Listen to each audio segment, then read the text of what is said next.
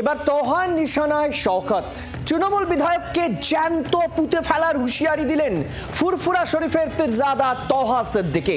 পাল্টা তোহার খাতা খোলার হুঁশিয়ারি দিলেন ক্যানিং পূর্বের বিধায়ক শওকত মোল্লা।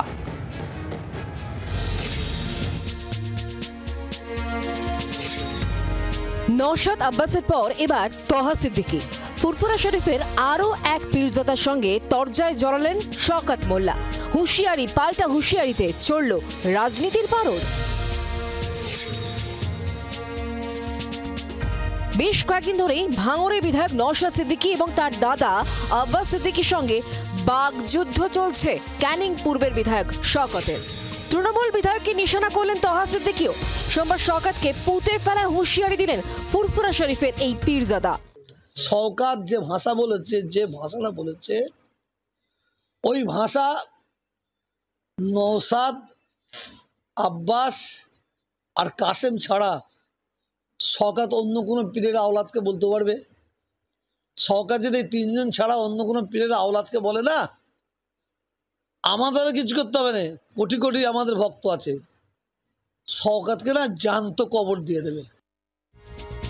থেমে নেই শওকতও, পাল্টা তোহার খাতা খোলার হুঁশিয়ারি দিলেন ক্যানিং পূর্বের তৃণমূল বিধায়ক। ক্রিমিনালের মতো যে ভাষা বলছেন বন্ধ করুন। আমরাও বলতে পারি, হয় বন্ধ করবেন, না হলে এর পরে খাতা খুলে দেবো।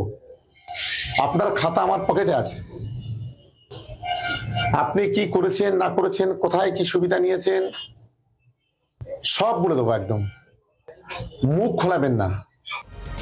তোহা শওকতের তরজা নিয়ে দুপক্ষকেই কটাক্ষ করতে ছাড়েনি গেরুয়া শিবির। আরে তোহা সিদ্দিকী হলো একজন সুবিধাবাদী দালাল। এই তোহা সিদ্দিকীকে শওকত মোল্লা নিজের স্বার্থ চরিতার্থ করতে সুবিধা মতো ব্যবহার করতেন। সেটা শওকত মোল্লার কথাতেই এখন পরিষ্কার। আর সেটা তোহা সিদ্দিকী এখন বুঝে গেছে যে শওকত মোল্লা ওনাকে ইউজ করতেন।